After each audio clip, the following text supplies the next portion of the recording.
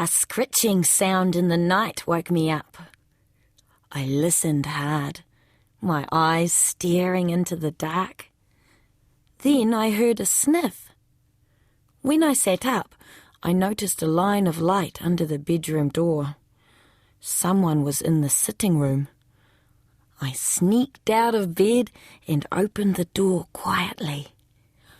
It was Uncle Mainey sniffing, and he was poking about in the fireplace, getting the fire going again. I went over to him and pulled his face back so I could look at him properly. Yes, his face was sad. "What's the matter, Uncle?" "I just don't want to take the piano to the dump, Danielle." "Well, don't then."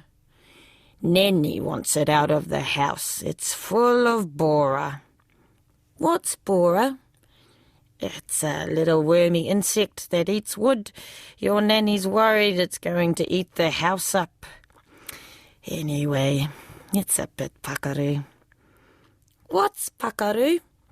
"Old and busted, cracked up, like me." "No, you're not."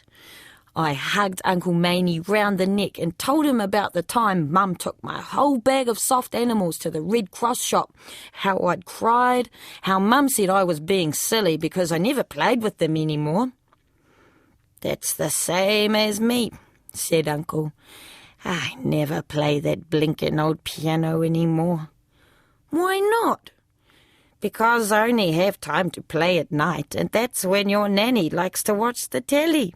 She doesn't want me fiddle-faddling about, making a noise." "But it's a nice noise," I told him. "Wish you'd teach me to play the piano." "Bit late for that, I suppose. Unless we have some lessons down at the dump." We laughed, thinking about that, imagining the stink, imagining the seagulls whirling about us. Then we both had a great idea, right at the same moment. Well, next day, 2 of Uncle Mainey's mates came over to help him load the old Pakaru piano onto the ute. Uncle winked at me as they drove off. "Poor old piano," I said to Nanny, "getting dumped." "Good riddance, I say," said Nanny.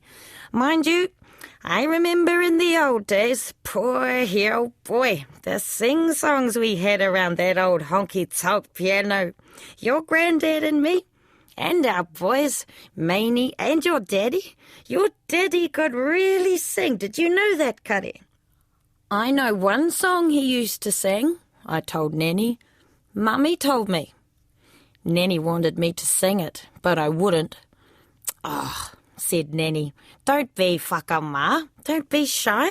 Your daddy was never shy." "I have to go and help Uncle with the milking," I said, and I skipped off down to the cowshed. Uncle always has the radio going when he's milking the cows. He says his girls love music. "The better the music, the better the milk," he says. I helped him clean up the yard after milking. I'm pretty good with the hose now. Cow plops don't smell very bad, not like some animals' plops. It's quite fun swishing it all down into a sort of gutter where it goes down a pipe and into a big drum. Then we loaded the cans of frothy milk onto the trailer and took them to the gate to be collected by the milk tanker. The cows looked up and stared at us, their fat lips slobbering as they chewed their cud. I stood on the trailer going back to the cowshed, balancing from side to side as we went over hundreds of potholes. Uncle looked back at me and laughed. "Looks like you're doing one of those hip-hop dances, Daddy." Uncle always makes you feel you're good at everything. I started dancing hard out, showing off to the cows. The cows stared at me hard out. They looked a bit confused. Back at the cowshed, Uncle put the tractor and trailer away, and I went straight to our secret. There it was, under a heap of nice warm blankets, the old Pakaru piano. Tucked up to it was an old Pakaru chair as well. I opened the lid and played a few plinky-plonk notes.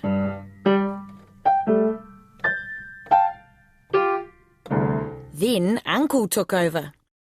"Know this tune, Danny?" He started playing.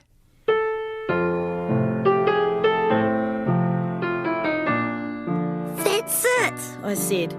"The song Dad used to sing." "Blue smoke," said Uncle.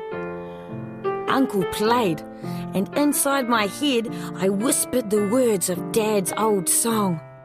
But thinking of my dad in the photo on my dressing table, I felt too shy to sing out loud.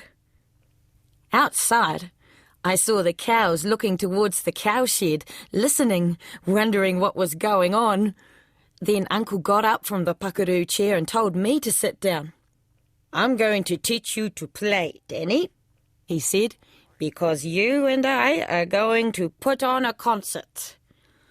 "But who will come?" I asked. "Just the girls," said Uncle. "Don't worry."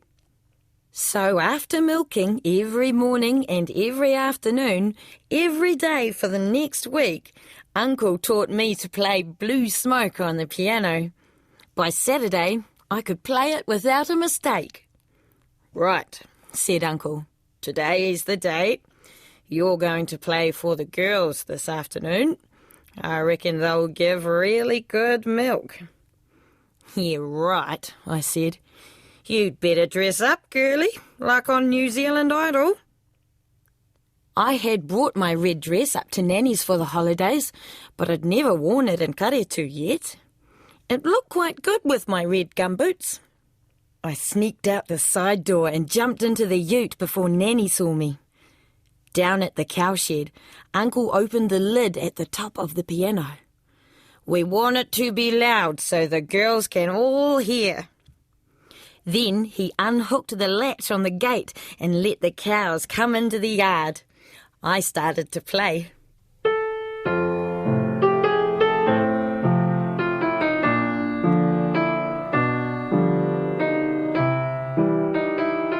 I heard a car coming up the drive. "Uncle, someone's coming." "Just play and sing," said Uncle. "The girls are waiting. If they don't hear music, they'll give horrible milk." So I had to sing and play. Blue smoke goes drifting by into the deep blue sky. "Louder," said Uncle. "And when I think of home, I sadly sigh, and I can see you there with loving tears in your eyes, as we fondly said our last goodbyes, and as you sailed away with the longing to stay, I promise to be true and to love only you. Blue smoke goes drifting by into the deep blue sky. My memories of home will never die. My memories of home will never die. When I came to the end, I heard clapping. I looked around, and guess who I saw? Nanny and Uncle's two mates sitting on boxes right behind me. "What a great concert," said Nanny. "Come here, Moko. I never knew you could sing. You've got a good voice, my darling, just like your daddy.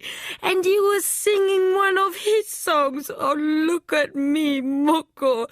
Tears running down my blimmin' cheeks. And you can play the piano. Who taught you?" Uncle did, I said.